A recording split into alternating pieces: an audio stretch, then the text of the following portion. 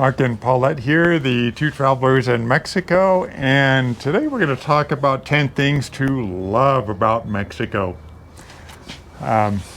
So number one, we're going to start with the food. From tacos to tamales to regional dishes like mole and pozole, Mexican cuisine is rich and diverse and full of flavor. Enchiladas, potosina, from our hometown of San Luis Potosí. Semite poblana from Puebla, which is a huge sandwich. Cadillo Duranguese from Durango. And I of think course, we had that when we were there too. I think we tried all of these. I know I did, yeah. Yeah. And of course, as I mentioned before, the mole From Oaxaca. from Oaxaca. Yeah. And So- we did. We've tried all of these in different places because we try to find out what is known Yeah, for food in the areas that we go to. yeah. It's, and we enjoyed them all too, I'll tell you that much. At least I did anyway. You know, we're not really foodies though. We don't really do a whole lot of food posting on our page, And but we do enjoy it. truth be told, we are crappy food bloggers. We are, because we usually have it halfway gone when we think about it. Yeah. Number two, Dos. we're going to talk about vibrant culture and traditions. Celebrations like Dia de los Muertos. Day of the Dead. Day of the Dead, exactly. Showcase the colorful altars, parades, and a deep respect for loved ones. And I will say that Mexico, they do respect the people that have passed away quite a bit. It's more ingrained, I think, in the Mexican culture than it is in the U.S. for sure. Yeah. And Day of the Virgin of Guadalupe, which is on December 12th. And that's kind of an amazing thing to watch too, because you'll see a pilgrimage of people walking towards the church on their knees.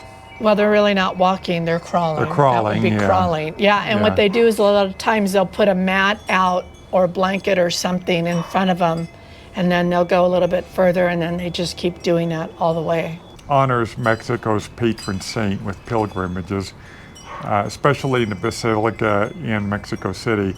There's Carnival here in February and March. That's usually, I think, in Mazatlan? Mazatlan, Veracruz, Campeche, places like that. And then also another big day here is Independence Day, which is, they start the celebration on the September 15th, and it usually winds up September 16th or 17th or whenever. Because a lot of times in Mexico, celebrations don't last hours, they last days. Right. But I will say, the lucky thing about where we live is we don't get a whole lot of firecrackers and stuff like that. Other places that we visited, though, there are a lot of firecrackers that go off and fireworks and all that stuff. SLP doesn't do it as much, which I appreciate. I appreciate that. Next up, I'm going to let you take this one. Diverse landscaping. Yeah. Mexico has everything from deserts to jungles to mountains, like those of Copper Canyon, cenotes, and beaches. Yeah, and the Central Highlands, like where we're at now. We always tell people that Mexico's got a landscape for just about everyone, and a climate for just about everyone too. For sure. And we did the Copper Canyon. Yeah, that was. We did that when we lived in Morelia. Yeah, that was pretty cool. If you get the chance to do that, We did a you should do cenote it. once, Yeah, but we're too old for that crap. I'm gonna I mean, it's scoot in a wonderful. little bit more. You know, it's wonderful. And if you're not way high up, jumping way far deep, you know, I would do it if I could, you know, not go so far. But a lot of them, you're really jumping in from a distance. But yeah, I mean, if I could find some that weren't a high distance to jump, I would still do them at my old age, ripe old age, Yeah, wisdom old age. yeah. Okay. And thankfully, I have more fat on me, so it's easier to float than when I was a teenager. Oh, you don't have more fat. Look at me, I have more fat than you do. Well, I wasn't going to bring that up, but since you did. All right, now, so that was number 3. Number 4? Rich art and history. Yes. Mexico's home to artists like Frida Kahlo, Diego Rivera, Francisco Toledo. Francisco Toledo, yeah. Oh, Jose. Jose Guadalupe Posada. Mexico has a deep, deep artistic heritage seen in murals, crafts, museums, especially like the Palacio de Bellas Artes in Mexico City. That is just an amazing place to go into. You walk in there and you are just surrounded by art everywhere you look, left, right, up, down. It's amazing there. I can't remember if that was free to get into. I want to say it was, but I'm not 100% sure. It might have been free because we're old. Estas personas con mucho años. Yeah, it's probably that we had our Interpam card. Yeah. And they let us in. Okay. Okay, so number number 5. Number 5, rich history. Ancient sites like Chichen Itza, Teotihuacan, Monte Alban, powerful civilizations like the Mayans, the Aztecs. It's all amazing. Veracruz, they have another group, the Olmecs, with the giant Olmec heads and stuff, and art, or not art really, but history like that is pretty much everywhere in Mexico. Yeah. I think, and it's just amazing to look at it both in terms of size and scale and just the artwork itself. And that's one thing that I love about living here too, is, we've got it all. Yeah. We've got it all. Yeah. Number 6. 6? 6. All right. Warm and welcoming people. Hospitality is a large part of Mexico. Culture, family, and community always comes first. Yeah, I would agree with that. In family events, they're not just the nuclear family, they're the extended family and sometimes friends of the extended family. The version of family in Mexico is a little different, I think, in the U.S., and it's generally a much larger group. And they choose more occasions to get together. I Any believe. occasion to get together. Well, yeah, there's that too. Number 7, affordable living. 7. Compared to many countries, Mexico offers a high quality of life at a lower cost, especially in cities like where we live in San Luis Potosí, baby. Yeah. Yeah. Which is off the cuff. Nobody knows about it. Yeah. But we're just giving that as an example. But there is affordable living throughout Mexico. You just have to do a little bit of research, figure it out. Stay away, I would say, from expat havens, because that's where you're going to get the higher prices. The higher prices, right. But throughout Mexico, you still can find reasonable places. Yeah. For sure. And I would say first you have to determine what climate you need to be in. And then from there search out the places that you feel like are reasonable and affordable and go from there. Right. Number 8, 8, street life and everyday energy. There's markets, street food, music, bustling plazas. It all creates a lively atmosphere, authentic, that you don't find anywhere else. Yeah, just, walking up and down the streets, looking at the food carts, the people standing around them, talking, the street musicians that play, the other people that do things to try to make money, jugglers and stuff, people selling children's toys in the plazas.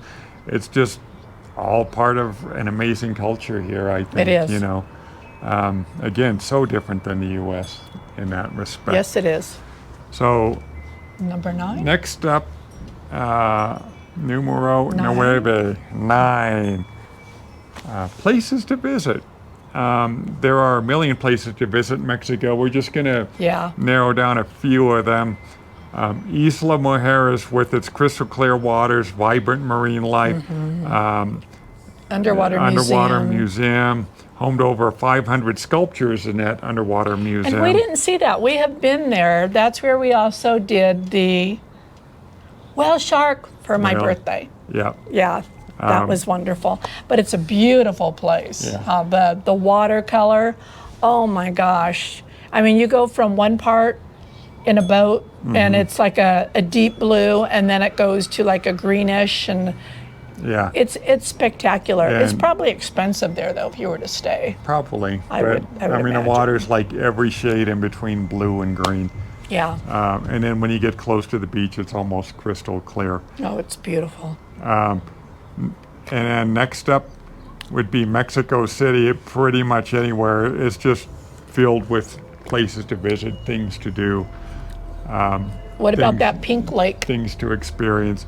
Yeah, there is a pink lake called Los Colorados, which is, we haven't seen it, but the haven't pictures been look there.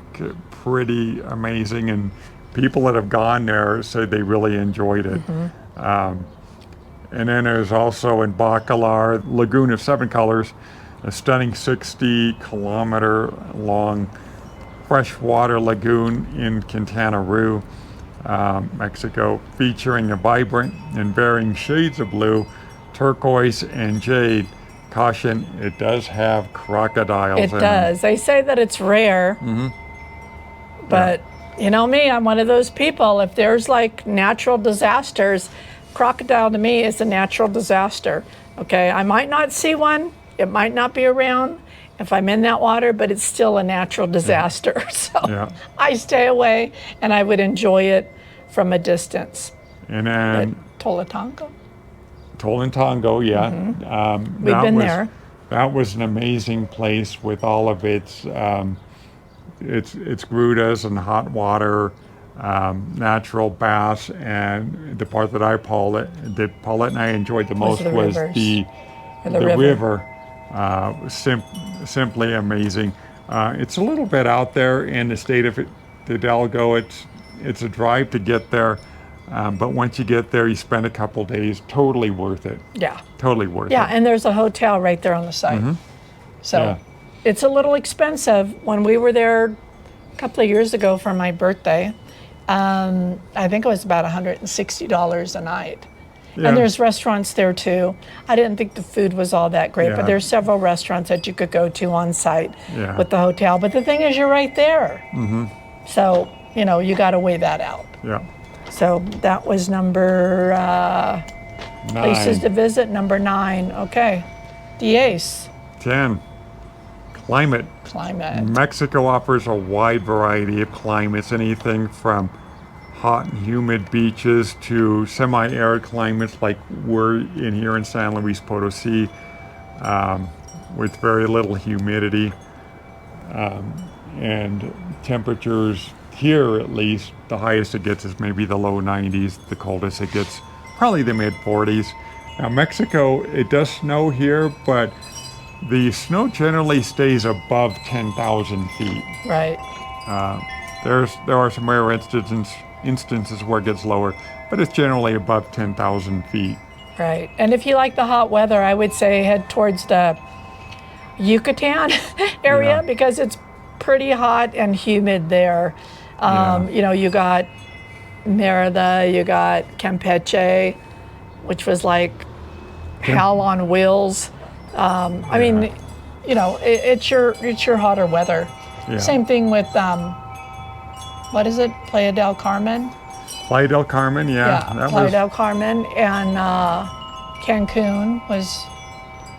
yeah, it was hot. Not as hot as Campeche was. Campeche, I'm convinced, is like the hottest place on the planet. But all right, so next up, and this is a bonus here. Well, places to visit. I want to say Chapultepec Castle in Mexico City at their huge park Yeah, is pretty awesome. We've gone through that castle before. yeah, Yeah, Yeah. really nice. But there's so many places that you could visit for sure. yeah. Okay, so now we're on to the bonus, the drinks in Mexico. Now, you can enjoy iconic drinks like tequila, From Tequila from originally. the city of Tequila, mezcal from Oaxaca, micheladas from San Luis Potosi, and coffee from Chiapas. and Veracruz. I mean, I got to hand it to the Mexicans. They can do so much with a cactus that's amazing, from food to drink. It's just incredible what they can do. And the process, like to make mezcal, the process they have to go through to get it just right. Oh yeah, is pretty interesting too. That was in Oaxaca that we stopped by, huh? Where they use the mules and stuff to trample on the. Is that the agave? Yeah. Yeah. And then they would use fire, and then there were different stages of fermenting. So that was a pretty amazing process to watch, what we were able to watch, and then they explained it to us. So that was pretty cool.